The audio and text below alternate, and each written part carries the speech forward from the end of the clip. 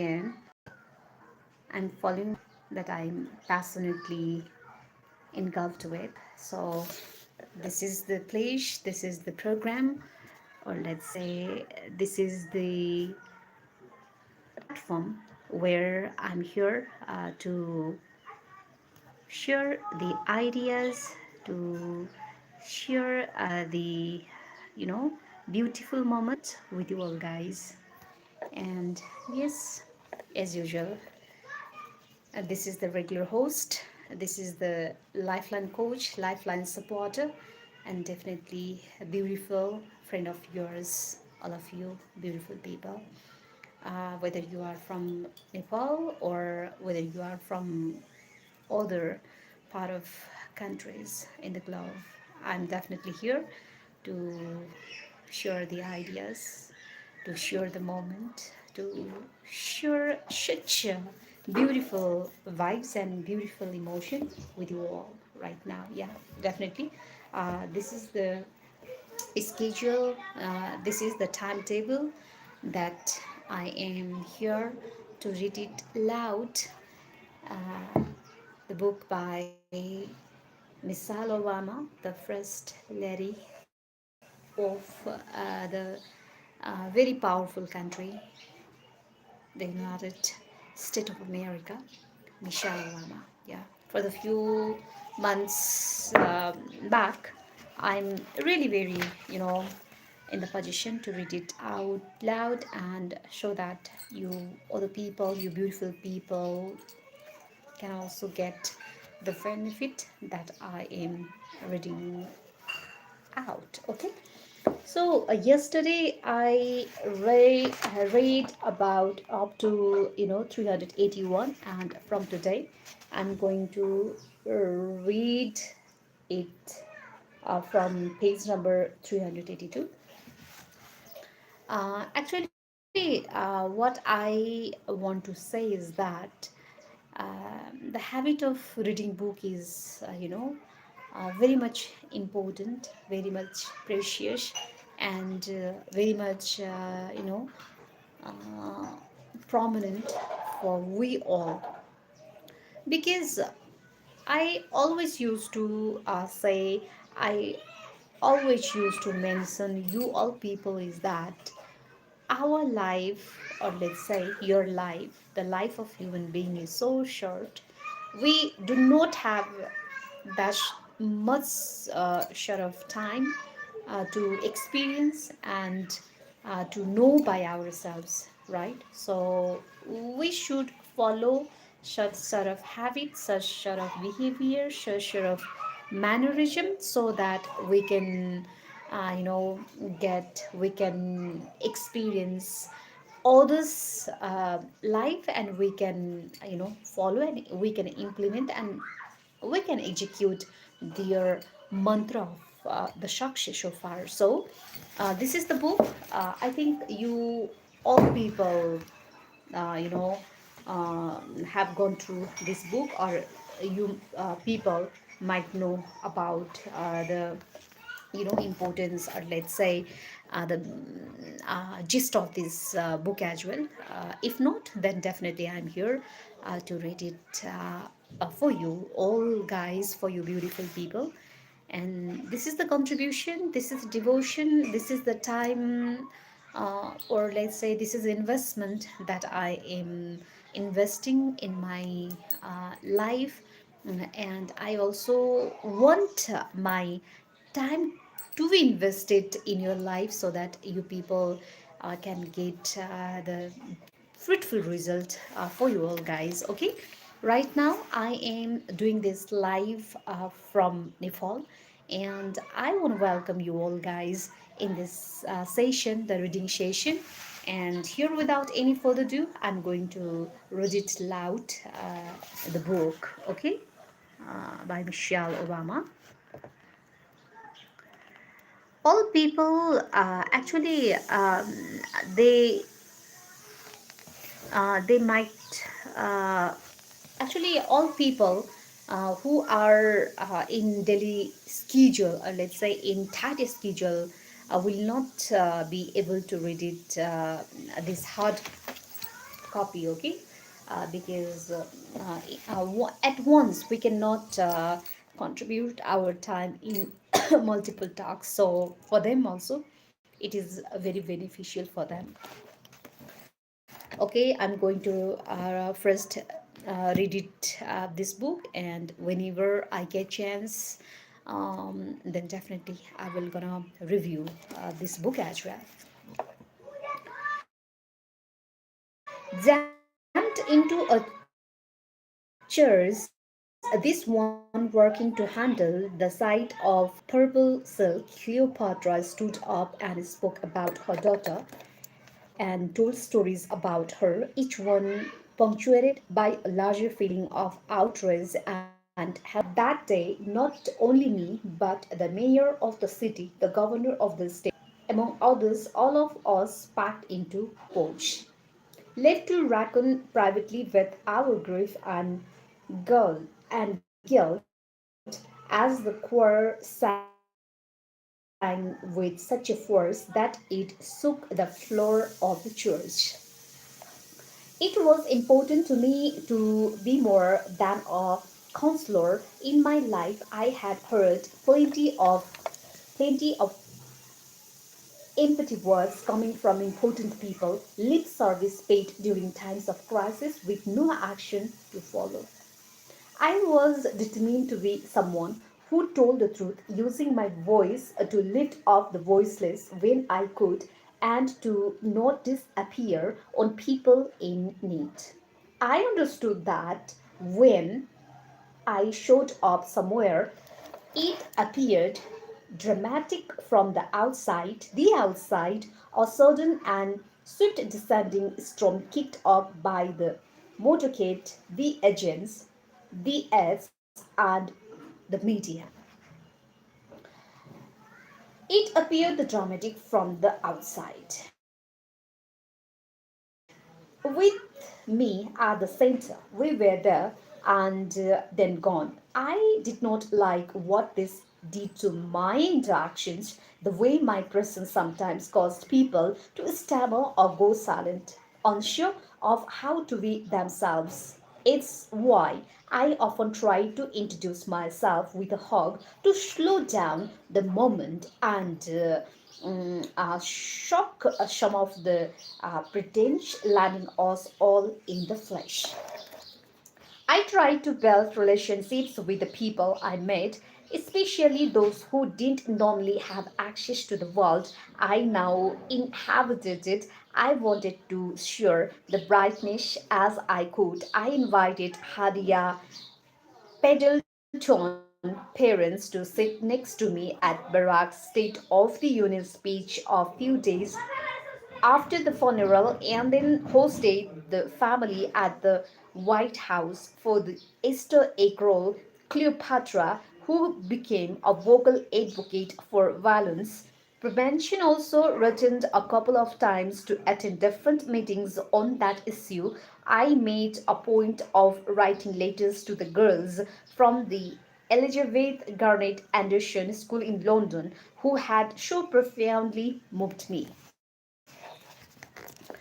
encouraging them to stay hopefully and keep working despite their lack of I privilege. In 2011, I had taken a group of 37 girls from the school to visit the university expert, bringing not the high achiever but a student whose teachers thought they were not yet reaching their potential. The idea was to give them a glimpse of what was possible, to show them what a rich could yield. In 2012, I had hosted a student from the school at the White House during the British Prime Minister's state visit. I felt it was important to reach out to kids multiple times and in multiple ways in order for them to feel that it was all real. My early successes in life were, I knew, a product of the consistent love and high expectations with which I was surrounded as a child, both at home and at school. It was was this inside that drop my White House mentoring program, and it lay at the center of the new education initiative. My staff and I were now preparing to launch called Reach Higher. I wanted to encourage kids to strive to get to college and once there to stick with it. I knew that in the coming years, a college education would only become more essential for young people entering a global job market. Rich higher would seek to help them along the way, providing more support for school counselors and easier access to federal financial aid. I I had been lucky to have parents, teachers, and mentors. I had fed me with a consistent, simple message: you matter. As an adult, I wanted to pass those words to a new generation.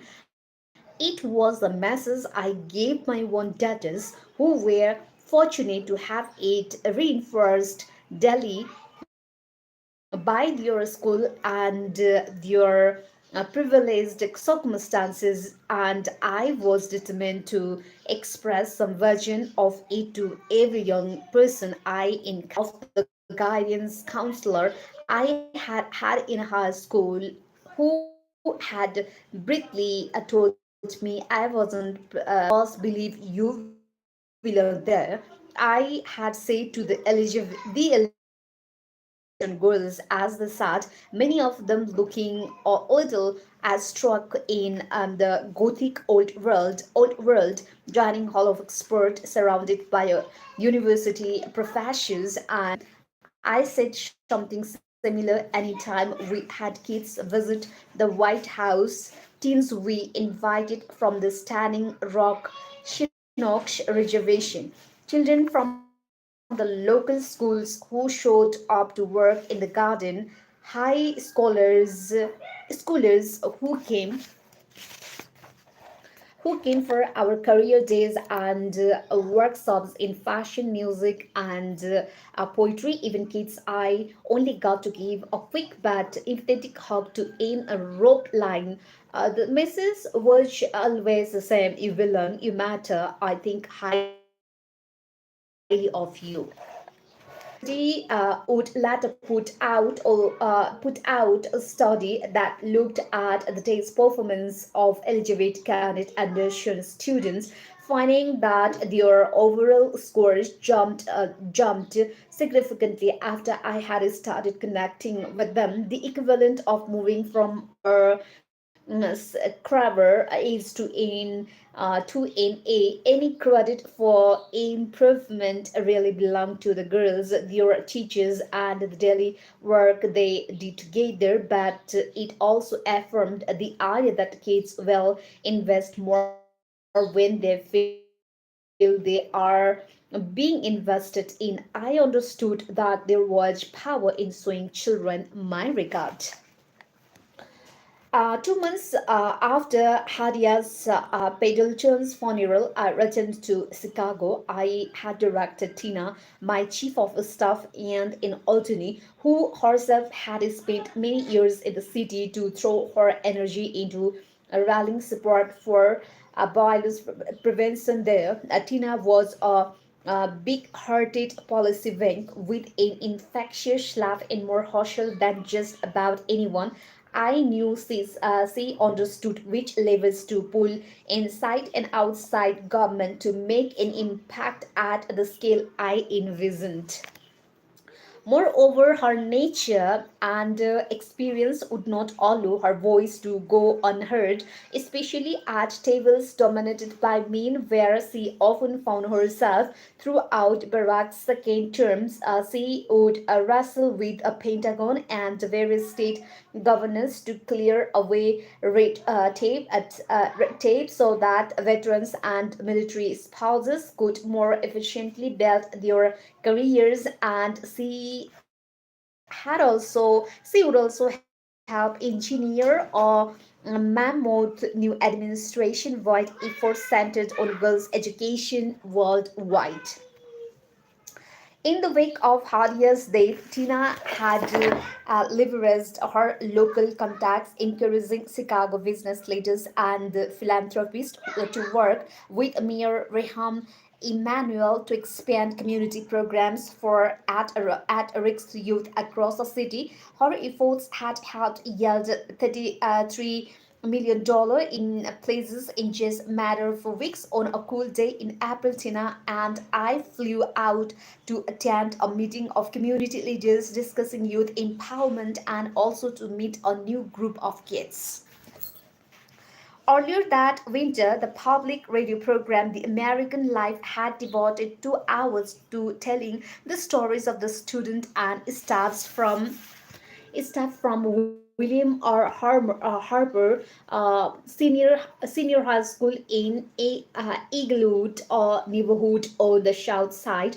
In the previous year 2019, and the school's current and recent had been shot, 8 of them fatally. These numbers were astonishing to me and my staff, but the sad fact is that even schools around the country were contending with epidemic levels of gun violence. Amid all the talk of the youth empowerment, it seemed to hear from the youth. When I was young, Eaglewood had been a rough neighborhood, but not necessarily as deadly as it was now. In junior high, I had traveled to Eaglewood for weekly biology labs at a community college there. Now, years later, as my motorcade made it way past strips of neglected bungalows and shattered storefronts, past vacant lots and burnt out buildings, it looked to me as if only thriving businesses left where the liquor stores. I thought back to my one childhood and my one neighborhood, and how the word ghetto got thrown around like a threat. The mayor's suggestion of it, I understood now, caused stable middle class families to bail predominantly for the suburbs, worried their property values would drop. Ghetto signaled that a place was both black and hopeless. It was a level that foretold failure and then hastened its arrival. It closed corner groceries and gas stations and undermined schools and educators trying to instill self-worth in neighborhood kids.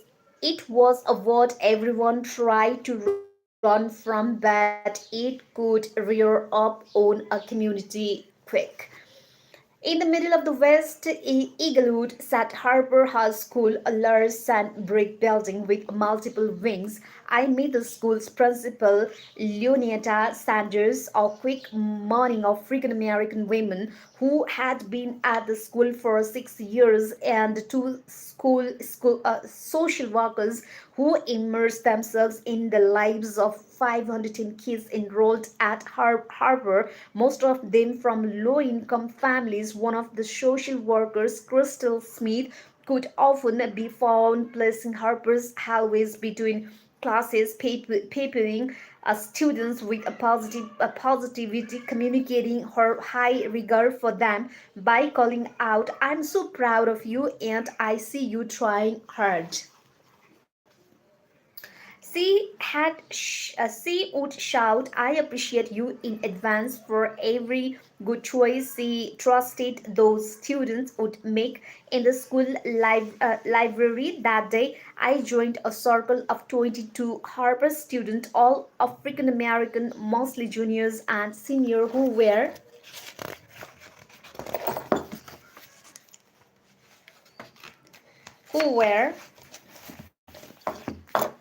who were seated in chairs and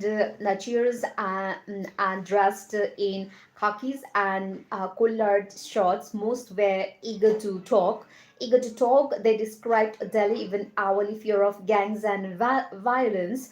Some explained that they had absent or addicted parents. A couple had spent time in juvenile detention centers. A junior named Thomas and had witnessed a good friend, a 16-year-old girl, get shot and killed the previous summer.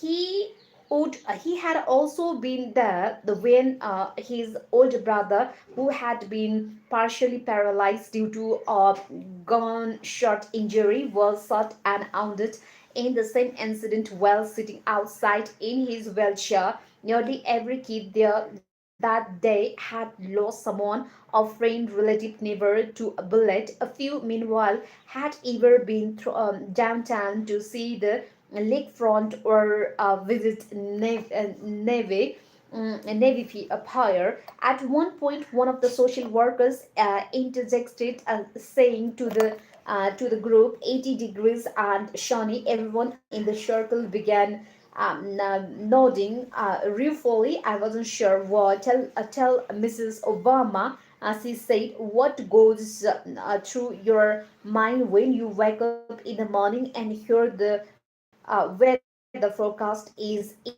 80 and Shawnee. She clearly knew the answer but wanted me to hear it. A day like that, the Harper students all agreed was no good.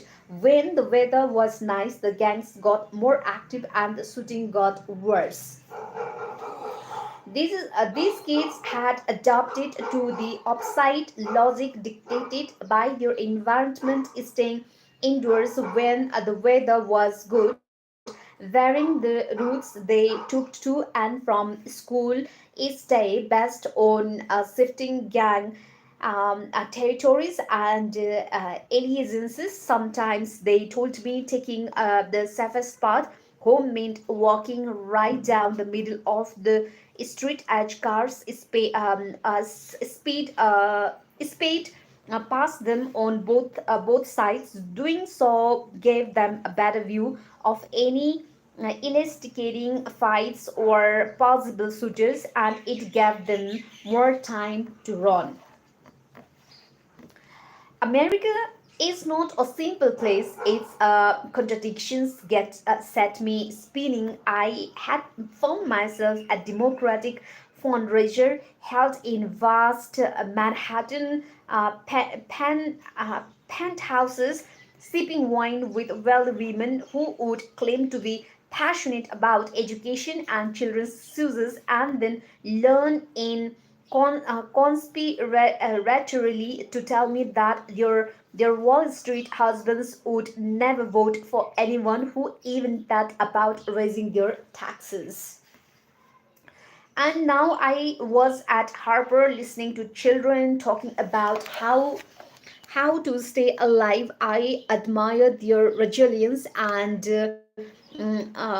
I wish desperately that they didn't need it so much. One of them then gave me a candid look. It's nice that you are here and all, he said with a shrug, but what are you actually going to do about any of this? To them, I represented Washington DC as much as I did the South Side, and when it came to Washington, I felt I read them the truth. Honestly, I began. I know you are dealing with a lot there, but no one's going to save you anytime soon. Most people in Washington are not even trying. A lot of them don't even know you exist. I explained to those students that progress is slow, that they couldn't afford to simply sit and wait for change to come. Many Americans didn't want their taxes raised, and Congress could not even pass a budget, let alone rise above petty partition breaking. So we're not going to be a $1 billion investment in education or magical turnarounds for their community. Even after the horror of Newtown, Congress appeared determined to block any measure that could help keep guns out of the wrong hands, with the legislature more interested in collecting campaign donations from the National Rifle Association than they were in in protesting kids. Politics was a mess. I said on this front I had nothing terribly uplifting or encouraging to say. I went on though to make a different pitch, one that came directly from my South Side self. Use school, I said. These kids had just spent an hour telling me stories that were tragic and unsettling, but I reminded them that those same stories also showed their persistent self reliance and ability to overcome. I assured them that they already had what it would take to succeed. Here they were sitting in a school that was offering them a free education. I said, and there were a whole lot of committed and caring adults inside that school who thought they mattered. About 6 weeks later, thanks to donations from local business people, a group of Harvard students would come to the White House to visit with me and Barack personally, and also spend time at Harvard University learning what college was about. I hope that they could see themselves getting there. I will never pretend that words are hawked from the First Lady alone can turn some days life around, or there any easy path for a student trying to navigate everything that those kids at Harper were dealing with. No stories is that simple, and of course, every one of us sitting in the library that they knew this, but I was there to push back against the old and damning narrative about being a black orphan kid in America, the one that foretold failure and then hastened its arrival. If I could point out those students' strengths and give them some glimpse of a way forward, then I would always do it. It was a small difference I could make. Yeah, I'm so much excited and so much happy and so much glad that I'm reading such a legendary sort of book, so that the mentality, so that the mindset that I am holding right now gonna definitely be transformed into a beautiful mindset, so that I can lead not the life of myself, but the life of society and nation as a whole, the glove. So I'm so much excited. Whatever come or encounter with us, what we need to do is to be resilient, okay, to be such strong personality, not in terms of our physicality but in terms of our mindset. So this is the beautiful emotion that I'm generating reading such a beautiful book that is so precious and so much important, which is going to drastically change the life of myself and you people as well. Okay. Right now I'm going to continue this reading, and 24. Okay. In the spring of 2015, Malia announced that she had been invited to the prom by a boy she kind of liked. She was 16, then finishing her junior year at Sidwell. To us, she was still our kid, long-legged and enthusiastic as she had always been, though every day she seemed to become a little more adult. She was now nearly as tall as I was, and starting to think about applying to college. She was a good student, curious and self-possessed, a collector of details much like her dad. She had become fascinated by films and filmmaking, and the previous summer had taken it upon herself to seek out Stephen Spielberg one evening when he had come to the White House for a dinner party, asking him so many questions that he followed up with an offer to let her intern on TV series he was producing. Our girl was finding her way normally for security reasons. Molly and Sasa were not allowed to ride in anyone else's car. Malia had a provisional license by then and was able to drive herself around town, though always with agents following in the one vehicle. But still, since moving to Washington at the age of 10, she had never once ridden a bus or a metro or been driven by someone who didn't work for the Secret Service. For prom night, though, we were making an exception. Wow, so I'm feeling so, so lash. I'm getting so lash and becoming, a perfect person. You know, I am really transforming myself. I can sense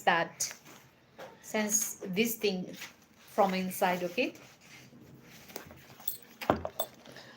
On the appointed evening, her date arrived in his car, clearing security at the southeast gate of the White House, following the path of in around the south lawn by which heads of state and other visiting dignitaries normally arrived, and then gamely bravely walkingly into the deep room dressed in black suit.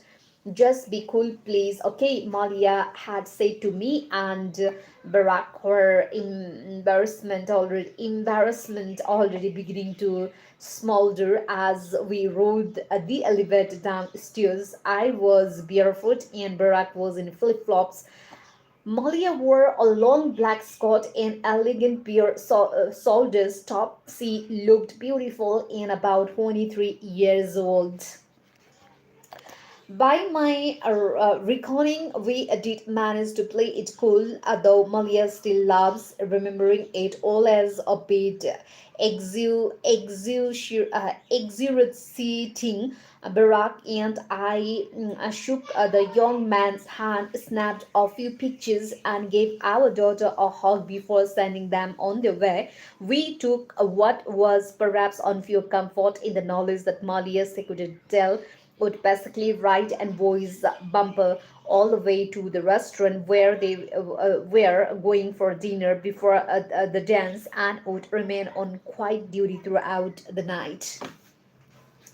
From a parent's point of view, it wasn't a bad way to raise teenagers knowing that a set of watchful adults was trailing them at all times, tasked with extricating them from any sort of emergency. From a teenager's standpoint, though, this was understandably a complete and total drag. As with many aspects of life in the White House, we were left to sort out what it meant for our family, where and how to draw the lines, how to balance the requirement of the president against the needs of the two kids, learning how to maneuver on their one. Once they got to high school, we gave the girls curfews first 11 and eventually midnight, and enforced them according to Malia and Shasha with more vigor than many of their friends' parents did. If I was concerned about their safety or whereabouts, I could always check in with the agents, but I tried not to.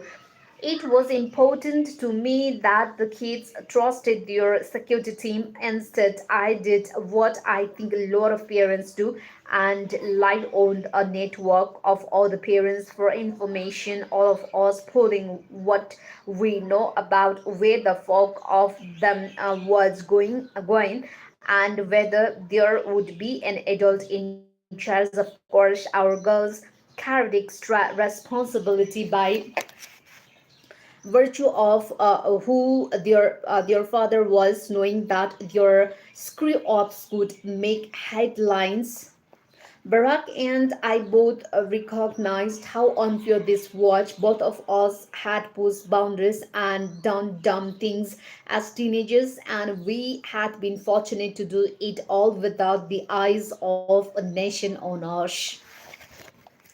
Maria had that it was okay for him to run for president. I think now of how little she had known at the time, how little any of us could have known. It meant one thing to me, a child in the White House. It meant something different to try to emerge from it as an adult. How could Malia have guessed that she would have men with guns following her to prop someday, or that people would take photos of her sneaking a cigarette and sell them to gossipy websites? Our kids were coming of age during what felt like a unique time. Apple had begun selling the iPhones in June 2007, about 4 months after Barack announced his candidacy for president. A million of them sold in less than 3 months. A billion of them sold before his second term was over. His was the first presidency of a new era, one involving the disruption and dismantling of all the norms around privacy, involving selfies, data hacks, Snapchats, and Kardashians. Our daughters lived more deeply inside it than we did, in part because social media govern teen life, and in part because their routines put them in closer contact with the public than others did. Ajmali and Sasa moved around Washington with their friends after school or on weekends. They would catch sight of strangers pointing their phones in their direction, or content with the grown men and women asking, even demanding, to take a selfie with them. You do know that I'm a child, right? Malia would sometimes say when turning someone down. Barack and I did what we could to protect our kids from too much exposure, declining all media requests for them, and working to keep their everyday lives largely out of sight. Their Secret Service escorts supported us by trying to be less conspicuous when following the girls around in public wearing bird shorts and t-shirts instead of shorts, and swapping their earpiece and vest microphones from earbud headsets in order to better blend in at the teenage hangouts they now frequented. We strongly disapproved of the publication of any photos of our children that